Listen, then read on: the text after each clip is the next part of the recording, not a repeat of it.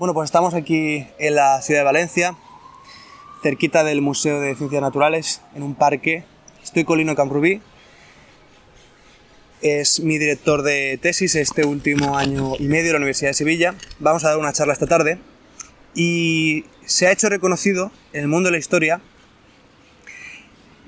principalmente por su publicación del libro Los ingenieros de Franco, que es una ampliación de tu tesis. Tu tesis doctoral se publicó en el año 2014, estaba estudiando en los Estados Unidos en aquel momento, pero la traducción al español es del año 2017, ¿verdad?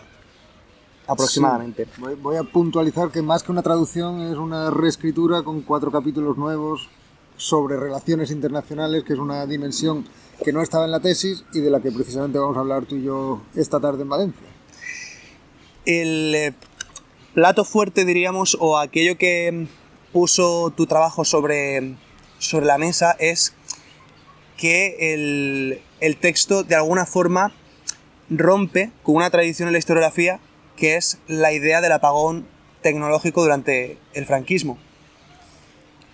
En la tesis, precisamente, o en este libro, lo que se discute es que, si bien, ¿no?, en algunos puntos pudo haber ciertos límites que impuso el franquismo, sin embargo, no. En muchos otros. Sí, eso es. Hay la historia de la tecnología en España cuenta siempre que en el siglo XIX pues la industrialización tardía, tímida, empezó, y luego hubo una especie de florecimiento en el periodo de entreguerras, Primo de Rivera, que se habla en Historia de la Ciencia de una edad de plata de la ciencia. Y se supone que todo eso llegó a su fin con la Guerra Civil. Y es cierto que muchas cosas llegaron a su fin, no solo por los programas de depuración académica, por ejemplo, es decir, de represión en las universidades, con respecto a los científicos, sino simplemente, bueno, pues por todo lo que acarrea una guerra, con respecto al crecimiento tecnológico y al crecimiento económico. Hubo un parón importante en muchísimos sectores.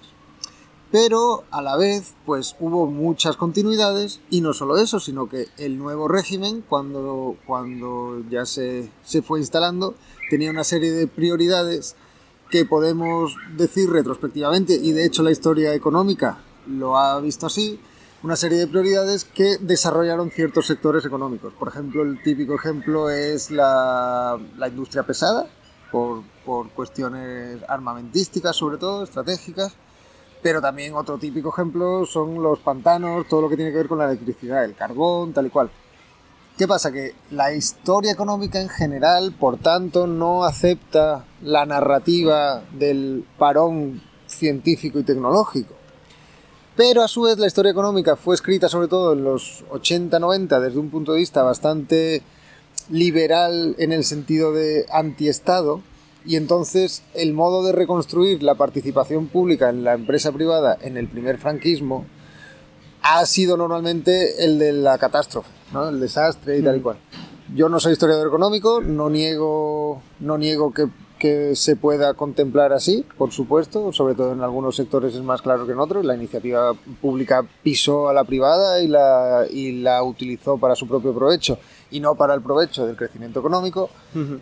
Pero a la vez creo que la historia económica no puede ser nunca, no se puede dejar a los historiadores económicos y mucho menos a los economistas, porque precisamente porque los parámetros de los que ellos mismos hablan, incluso el del crecimiento, son históricos, y hay veces que hay prioridades políticas que van más adelante de las necesidades puramente económicas. Uh-huh. Cuando hablamos de la economía política de un país, de la supervivencia de un régimen y todo eso.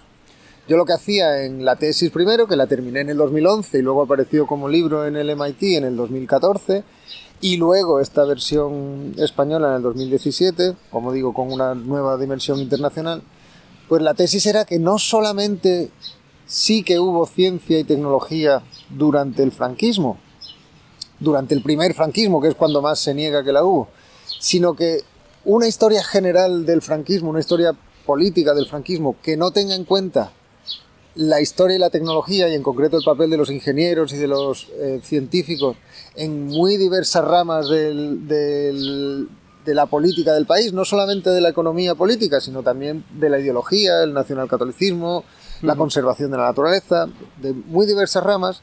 Si no tenemos esa parte en cuenta, esa dimensión activa de importantes grupos de élite, de científicos y tecnólogos o expertos o ingenieros, pues no comprendemos la historia política de España cabalmente. No entendemos cosas tan obvias para cualquiera que lo vea desde fuera como que la España de 1936 no tiene nada que ver con la España de 1976, o al revés. Quiero decir que el desarrollo es brutal en muchos aspectos. Son los años, a partir de los 60, cuando acaba el primer franquismo, son los años del llamado desarrollismo, precisamente.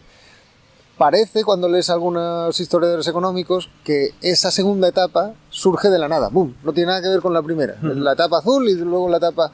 Cuando en realidad hay importantes vínculos de continuidad, tanto con la etapa de Primo de Rivera, de la Segunda República, como con la etapa del primer franquismo. Entonces, creo que mirar la historia política desde la historia de la tecnología, y de la técnica y de la ciencia, permite ver muchas veces esas continuidades materiales que sobreviven a las convulsiones políticas y que las conforman, las codeterminan. A mí me pasó algo similar con mi investigación, con mis temas, que fue descubrir, como comentabas, ¿no?, que antes del nacimiento del ecologismo político actual había algunas formas de conservación previas, y en este caso muy concreto, tú analizas en el libro, ahora vamos a hablar, vinculadas a lo que se llama, pues, conservación dirigista, ¿no? O sea, dirigidas desde las élites en busca de unos intereses concretos, etcétera, ¿no? Pero bueno, has hablado de algo interesante que quiero analizar en este punto, y es que habitualmente cuando se habla de ese freno, ¿no?, en el desarrollo científico y técnico, etcétera, al comienzo del franquismo se suele poner como ejemplo, y yo creo que en tu libro, por cierto, lo tengo aquí, y si no lo habéis leído lo recomiendo mucho también por lo que respecta a la historia ambiental en España, y como decía, ejemplificas bien en tu libro, se acaba con la Junta de Ampliación de Estudios, que está muy influida por el Instituto de Libre Enseñanza y por todos los pensadores de regeneracionismo en el siglo XIX, etc. Y comienza el CSIC, que es una institución vinculada al Opus Dei, y que, sin embargo, no significa que se aleje de la investigación científica ni nada, simplemente que está dentro de unos parámetros, como bien dices, o con unos intereses ideológicos que sí que rompen quizá con la investigación previa. La investigación se centra en las energías, ¿no? Se centra también quizá en el desarrollo muy en concreto nuclear, ¿no? Creo que hay un capítulo de tu libro en el que también hablas de cómo el franquismo intenta, ¿no?, esa emancipación energética. Sí, la independencia energética que tanto se busca hoy ya era un problema entonces, claro. Claro, y en ese sentido las evidencias estaban ahí, pero quizás por un problema de tabú a la hora de hablar de la historia durante este periodo, muchos de estos hechos que eran comprobables no se estaban tratando. Y yo me pregunto, Lino, si esto no puede repercutir negativamente en el debate, porque cuando tú estás negando algo, sin decir necesariamente que lo que se hiciese a nivel político en otros ámbitos de la sociedad fuese positivo, no estamos diciendo eso. Lo que estamos diciendo es que hay unos hechos aquí y hay una gente que está apoyando ideológicamente todo ese desarrollo que se está produciendo, y desestimar todo aquello como si fuera el artificio de unos estúpidos, lo que hace es que mucha gente, cuando se encuentra, por ejemplo, cuando lee a Maeztu, ¿no?, a Maeztu o escritores similares, se dé cuenta de que hay una ideología que es necesario comprender, que no se puede tomar a esta gente de estúpidos, porque cuando tú conviertes algo en un tabú y se convierte en algo residual, en muchos sentidos estás animando a que muchas personas que están fuera del discurso se sientan atraídas por ello, y no hay un debate público en el cual se pueda debatir, se pueda discutir si esto es mejor o peor, ¿no? No sé si me estoy explicando bien. Sí, no, lo que pasa es que estás tocando muchísimas cosas, claro, no es muchas veces tanto cuestión de hechos históricos, que a veces sí, ¿no? Encontrar pues una cosa nueva que se había dejado de ver o tal, como muchas veces de interpretación. Quiero decir que muchos historiadores han hablado muchísimo de la electricidad en el primer franquismo, por ejemplo, pero sobre todo, ya digo, historiadores económicos. O sea, el caso es la interpretación. Por ejemplo, es que la interpretación está sujeta siempre a la valoración de que existe el consenso valorativo del propio tiempo del historiador. Un ejemplo muy curioso que a mí me sorprende muchísimo es la energía nuclear.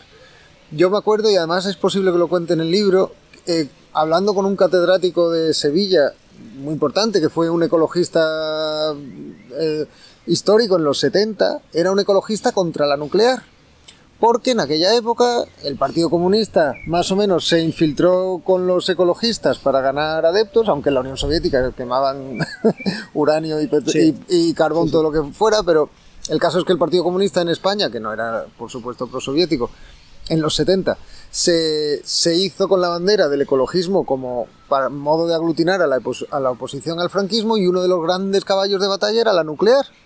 Bueno, pues este catedrático en el 2000, pongamos 10, me decía: la nuclear en España era una mierda pinchar un palo. Palabras textuales. Y digo, hostia, entonces ¿por qué te manifestabas contra ella? No nos engañemos, en el 73, cuando tú te manifestabas, España era el primer cliente de material nuclear de Estados Unidos. Esto significa que es totalmente desajustado con su Producto Interior Bruto, es decir, que hay que explicar por qué en el 73 España en la nuclear no era una mierda pinchar un palo.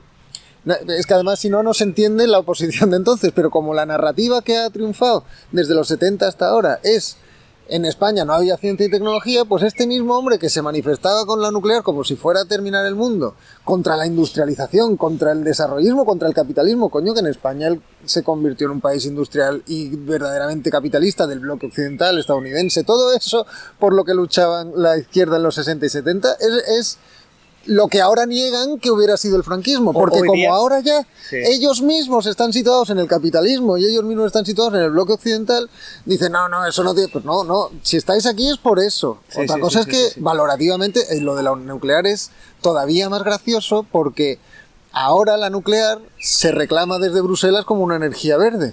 Con lo cual, con lo cual nos obliga una vez más a revisar, oye, esto de que España apostara por la nuclear, que fue una apuesta muy limitada, o sea, es verdad, la tecnología venía ya en mano de Estados Unidos, pero es que la tecnología viniera ya en mano de Estados Unidos significa que la cantidad de innovación y estructura tecnológica que había en torno a eso, nacional, española, era brutal, inimaginable. O sea, que no es tan simple como decir, no, te ponen una central y ya está. No, para que eso funcione tienen que pasar muchísimas cosas que estaban pasando en los 70 con financiación yanqui muchas veces. Sí.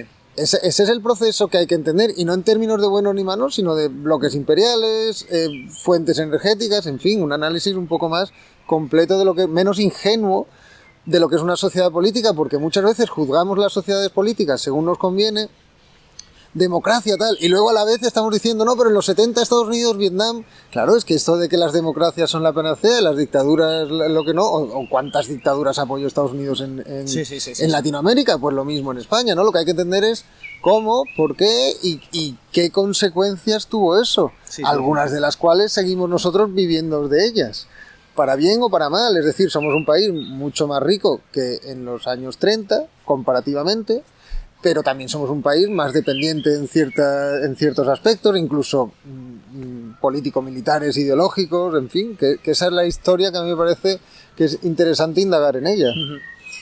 Sí. Has hablado de que muchos marxistas, por ejemplo, no hacen la crítica a la sociedad actual sin comprender que esa industrialización, etcétera, ese desarrollo que nos integra en el bloque occidental se produce durante el franquismo, forzado por la lógica de bloques, ¿no?, del momento, etcétera, por la posición geoestratégica que tiene la península ibérica y porque a Estados Unidos le interesa tener bases militares en este punto. No quiere que el comunismo tome relevancia en un país que ha tenido una guerra civil en la cual el comunismo ha sido una de las ideologías fundamentales. Y yo hace poco veía, por eso de la superación de los tabúes y tal, un vídeo de un youtuber marxista que se llama Santiago Armesilla, y él decía que la acumulación del capital, la acumulación estatal del capital se produjo durante el marxismo, dijo, ¿no? Sí, o sea, durante el marxismo, durante el franquismo, Sí. diciendo, Franco fue el que produjo esa acumulación del capital que quizá durante la transición nos hubiese permitido, ¿no?, llevar a cabo nuestro desarrollo ideológico, ¿no?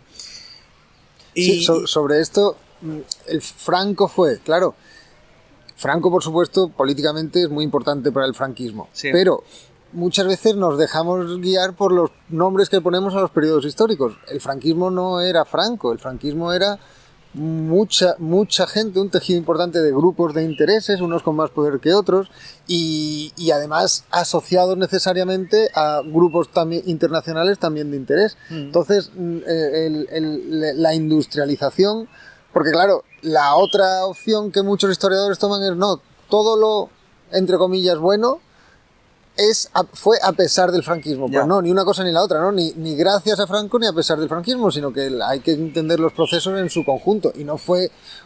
Es imposible que sea una imposición enteramente externa, como muchos pretenden decir. No, es que en el 59, 60, con los planes de desarrollo se abrieron los mercados españoles a los internacionales y ya, ¡boom!, el milagro español. Hombre, no, tampoco es eso. Tiene que haber cierta estructura de llegada.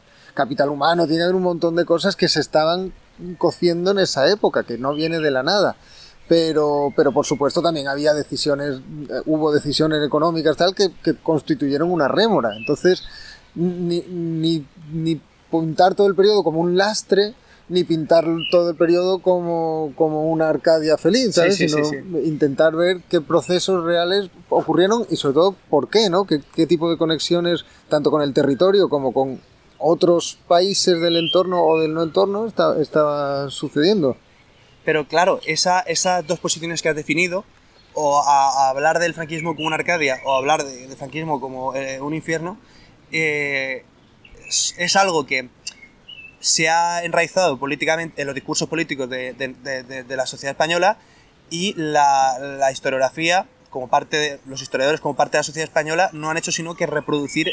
Creo que ya hemos llegado a un punto de distancia temporal suficientemente largo como para que podamos hablar de algunas cosas, sobre todo generaciones como la nuestra, que no han vivido el franquismo, para que podamos hablar de algunas cosas con la relativa distancia que se merecen. Y vamos a entrar en un asunto que acabas de mencionar. Pensar que el franquismo es Franco, ¿no? Que es un régimen construido a su imagen y semejanza, ¿no? Y que hay una ideología, ¿no?, única. Yo cuando empecé a investigar todo esto y me encontré, ¿no?, indagando la historia ambiental, no solamente con conservacionistas como Félix Rodríguez de la Fuente, Valverde, y cómo colaboran con el régimen y tal, que esto vamos a hablar esta tarde, sino también con algunos falangistas o personajes asociados al régimen, como son Jaime de Foxá o Miguel Delibes, ¿no?, que tienen un espíritu conservacionista verdaderamente marcado, ¿no?, y que son, de alguna forma, colaboradores del régimen. Es decir, que es todo muchísimo más complejo, y hay que entender que la conservación ambiental no ha nacido con el ecologismo político moderno, sin quitar ningún tipo de mérito al ecologismo político del que yo he formado parte muchos años, y no estoy criticando, creo que es necesario en muchos países en los cuales, como Alemania, tiene una presencia social muy importante, pero que no se nos olvide que todas estas cosas han sucedido así y que no podemos enterrarlas. Es decir, nosotros no podemos condenar a estas personas que formaron parte de este periodo histórico y que hicieron grandes contribuciones, como hablas en tu libro, la protección del Parque Nacional de Doñana, simplemente por pertenecer a ese periodo o por haber colaborado con estas instituciones, ¿no? Sí, una de las discusiones que tenemos como alumno y director de tesis, aunque pronto codirector de tesis junto con Jaume Valentines, es lo de llamar al ecologismo de los 70, 80 más combativo, más de oposición político, como si el otro anterior no lo fuera. Sí. El conservacionismo siempre es político en el sentido de que dice algo sobre el manejo del territorio. Exacto. De un país, ¿no?, de una sociedad política. Y en el caso de España pasa un poco lo mismo que pasaba con la ciencia y la tecnología. Se supone que hay una época dorada que se asocia normalmente al Instituto Libre de Enseñanza, al krausismo, el amor por la naturaleza, Giner de los Ríos, todo eso es importante, pero no nos engañemos, la primera ley de parques naturales del 16 la firma un marqués. Hay otra línea conservacionista que es la aristocrático-cazadora, que me parece a mí que se ha indagado un poco menos porque no era el ecologismo de los 70, y esa gente son los que han escrito la historia del ecologismo, pero que hay que tener en cuenta, es un ecologismo efectivamente dirigista desde las élites, que no significa que fuera desde las élites políticas necesariamente, sino que Valverde y Félix son élites científicas en principio. Sí. Lo que pasa que tienen la habilidad, muchas veces precisamente por esta conexión con cazadores, tienen la habilidad de llegar al poder político y de hacer cosas que hoy en día retrospectivamente nos sorprenden y que decimos, esto fue a pesar del régimen, ¿no? Siempre está esa tendencia. Y oye, no, esta gente convencían a Franco de una partida económica, un acuerdo con no sé qué país. Quiero decir que el régimen, como tú mismo estabas diciendo, es una cosa muy heterogénea. Ya hablar del régimen es un poco complicado porque estamos hablando de 40 años, de varios gobiernos franquistas con composiciones distintas y además Franco es conocido por los historiadores políticos por eso, por siempre tener diversos grupos contrarios en el mismo gobierno, para hacer balance de grupos de poder y mantenerse él arriba. Pues lo mismo pasaba con el tradicionalismo, incluso la falange, tiene componentes que son inherentemente conservacionistas.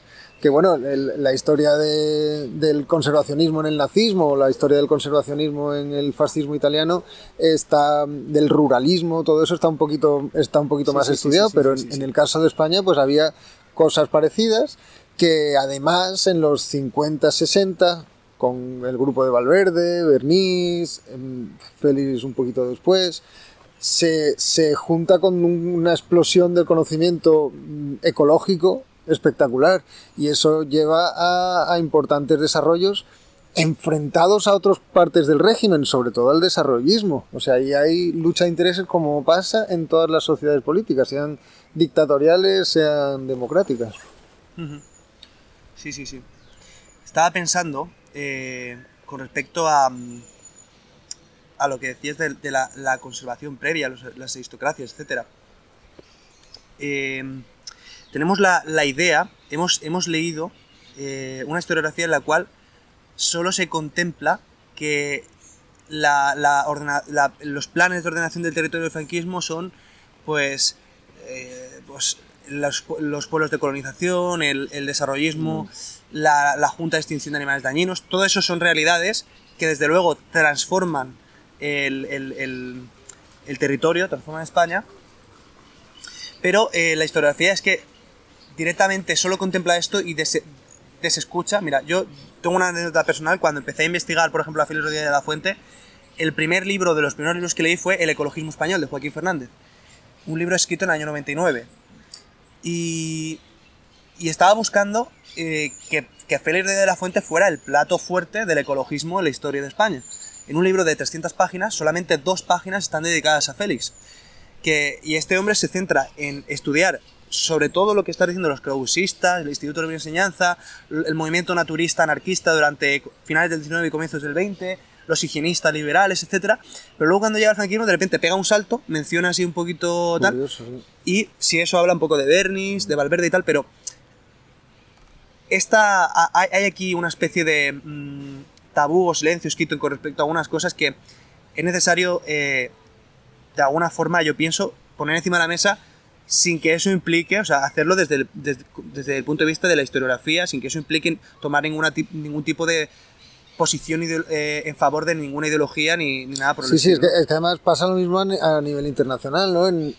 Los orígenes del conservacionismo inglés, por ejemplo, sí, tienen mucho que ver con la conservación de territorios africanos durante el periodo colonial, lo que se llama la ecología imperial.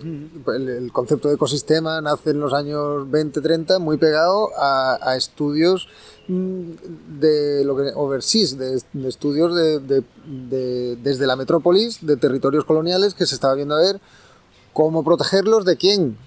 Pues de los nativos. Cómo proteger, y los parques naturales en Estados Unidos no digamos, es maneras de preservar primero la caza y luego simplemente pues los hábitats y los especímenes que quieren estudiar los científicos, preservarlos de los nativos. Y en España pasa exactamente lo mismo. Coto de Doñana, ¿por qué el coto de Doñana se preserva? Bueno, coto es un coto de caza contra los furtivos. Pero no por conservacionismo, no, para tener tú más linces que cazar como aristócrata. Sí. De hecho, pero lo que pasa que luego hay un momento en que dicen, oye, vamos a dejar de cargarnos a los linces, y ese momento son los 50-60 muchas veces. Sí. Y es entonces lo que tú estás estudiando, ¿no? La ley del 66 de protección de rapaces en un contexto en el que se perseguía las alimañas no es aislada, en el sentido de que es justo ahí cuando se empieza a dar cuenta, oye, que es que hay determinadas especies que las está dejando de haber, ¿no? Félix con el lobo. Pero que la mayor parte de los naturalistas de ese momento o son cazadores o han practicado la caza, ¿no? Sí. Estoy leyendo ahora el libro del Sáhara, de las memorias de Valverde, y muchos de los comentarios que hace bueno, aquí le cortamos la cabeza a esto, aquí matamos no sé cuántas... Si eso lo dice un ecologista ahora, ¿no? Algunos comentarios que se dicen, ¿o no? Y sin embargo, ese libro, si mal no recuerdo, describe una cosa con verdadero horror. Dice, es que los ricachos que venían a las minas de petróleo o de fosfatos del Bucra y tal y cual, los ingenieros estadounidenses, junto con jefes tribales de aquí, se alquilaban un Land Rover, iban matando, o sea, haciendo un drive-thru con manadas de gacelas y matando a miles de gacelas en una mañana. Dice, eso es una barbaridad. O sea, que son cazadores conservacionistas, sí. Cazadores con criterio. Lo son. Sí.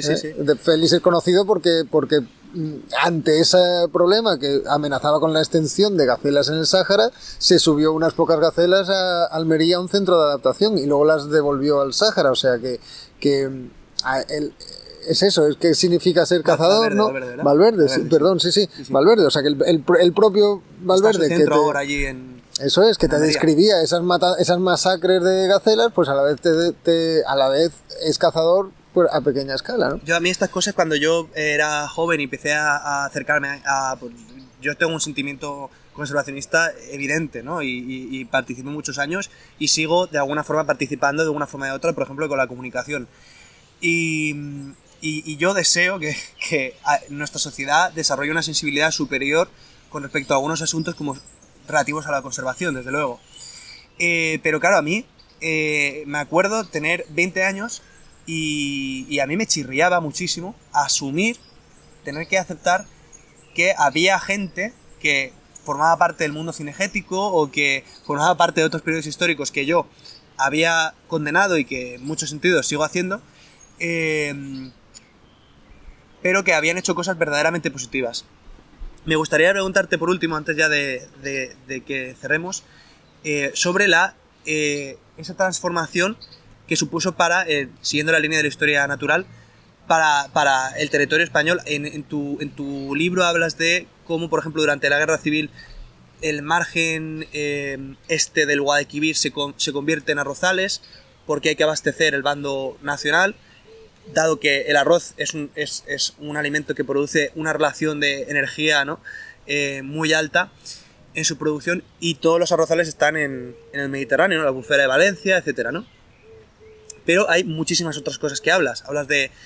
Hay un capítulo muy bueno en el que hablas de todo esto, que es de Paco el Rana, ¿no? ¿Qué puedes contarnos de qué transformaciones supone a nivel de la historia natural? ¿Hay una ruptura muy clara con ese supuesto desarrollismo? O sea, ¿se transforma mucho la historia natural de España durante el periodo franquista? ¿Qué nos puedes decir? Es difícil, ¿eh?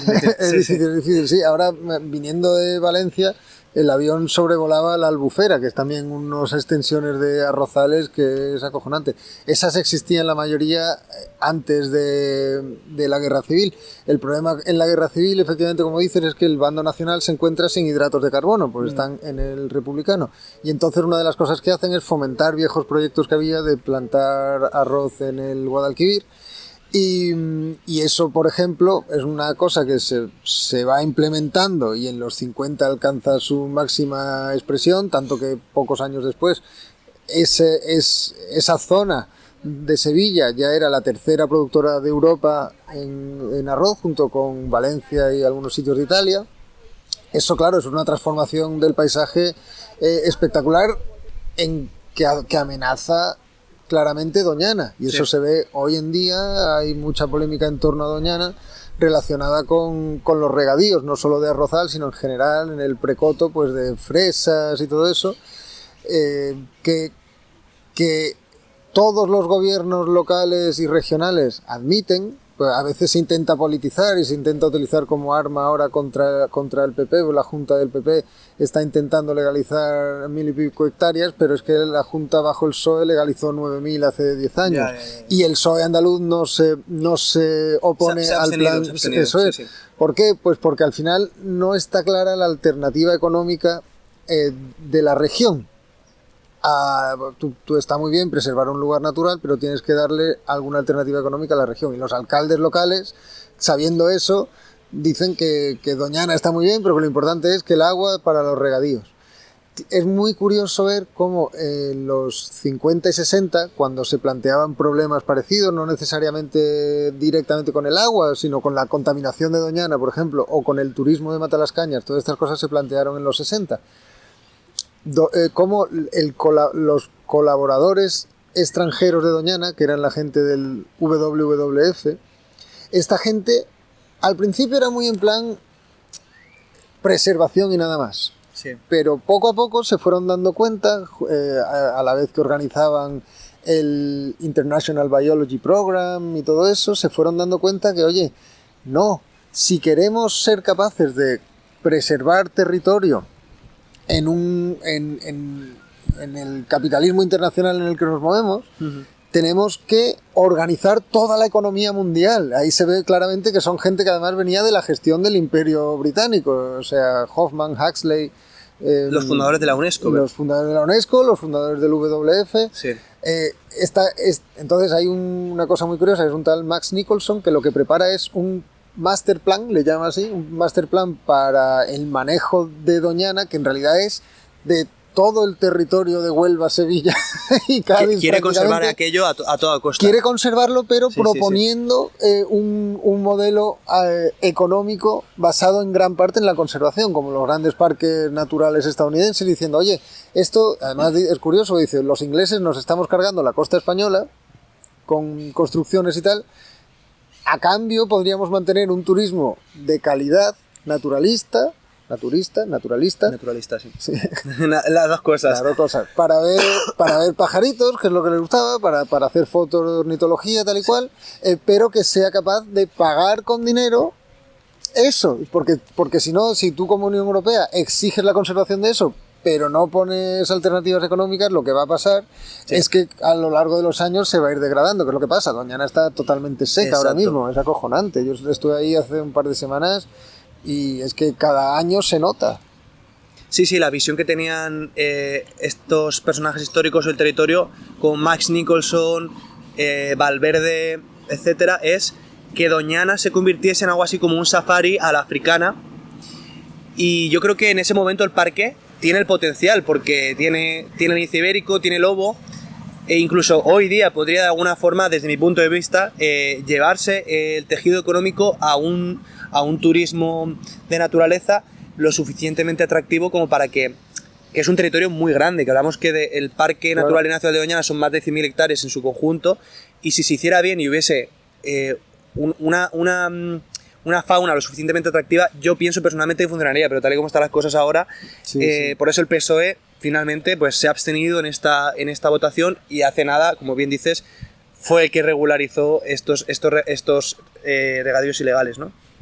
Entonces, no sé si hay alguna cosa más que quieras decir, pero me gustaría preguntarte ya, por último, sobre lo que estás haciendo ahora, que de alguna forma también está anticipado en tu tesis, porque ya en tu tesis hablas del estrecho de Gibraltar, de cómo se va implementando el submarinismo, el conocimiento de las corrientes termoalinas, cómo se va implementando, algo verdaderamente reciente, ¿no? Cómo las masas de agua se mueven, cuál es la profundidad del estrecho. Y quiero preguntarte si esto lo estás desarrollando ahora, cuáles son tus proyectos, qué es lo que está haciendo ahora mismo Lino Camrubí o qué va a hacer estos años. Mira, eso del estrecho no es de mi tesis, sino del libro. O sea, es una de las diferencias entre la tesis del libro, la tesis y el primer libro de 2014 y este libro en español del 2017, es todos los capítulos que tienen que ver con relaciones internacionales, y este de Doñana también. Y una de las cosas que digo es, oye, los científicos ingenieros de Franco no solo fueron importantes en entender las transformaciones paisajísticas, económicas, políticas, toda la ideología del nacionalcatolicismo, todas esas transformaciones son claves, pero también muchas de las grandes pautas que guían las relaciones internacionales. Y una de ellas tiene que ver con el famoso Gibraltar español, el contencioso de Gibraltar. Hay mucha gente, muchos historiadores incluso, que dan por supuesto que bueno, aquello era una cortina de humo del franquismo, y no era tanto eso como que la importancia geoestratégica del estrecho de Gibraltar, que la había perdido totalmente con la aviación, porque una fortaleza pues se bombardea desde arriba y ya está, la volvió a ganar en los 50 con los submarinos nucleares, porque se convirtió en uno de los pocos puntos, junto con la base de Rota, que lo que hace es sustituir a Gibraltar, o sea, es la versión americana de la base inglesa de Gibraltar. Pues Rota, Gibraltar, Ceuta, lo que permiten es un control de los submarinos que pasan por el estrecho.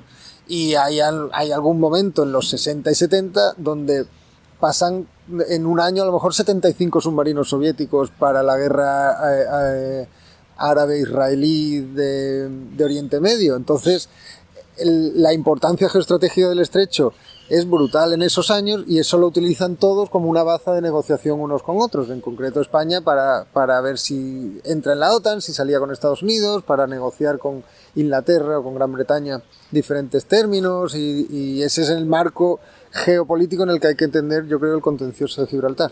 Total, que tirando de ese hilo, ahora estoy empezando un proyecto europeo bastante grande, que habrá unos 8 o 9 investigadores, en los que lo que vamos a hacer va a ser investigar el papel de los submarinos en la ciencia y la estrategia del Mediterráneo, del mar Mediterráneo en su conjunto, no solo del estrecho de Gibraltar, sino del mar Mediterráneo en su conjunto. Así que nada, a ver qué tal sale eso. Muy bien, pues nada, espero que os haya gustado la charla, aquí tan tranquilamente en un parque. Y nos vemos en otra ocasión. Estaremos pendientes de lo que estás haciendo, Lino. Estaré pendiente, que además va a ser mi codirector durante la tesis en Portugal. Y recomiendo mucho comprar el libro de los ingenieros de Franco si os interesa la historia ambiental, y muy concretamente la historia ambiental en España y cómo se transforma el territorio durante el siglo XX. Pues nada, muchísimas gracias. Suerte con esa nueva andadura portuguesa. Y nada, aquí vamos a seguir con la política de parque.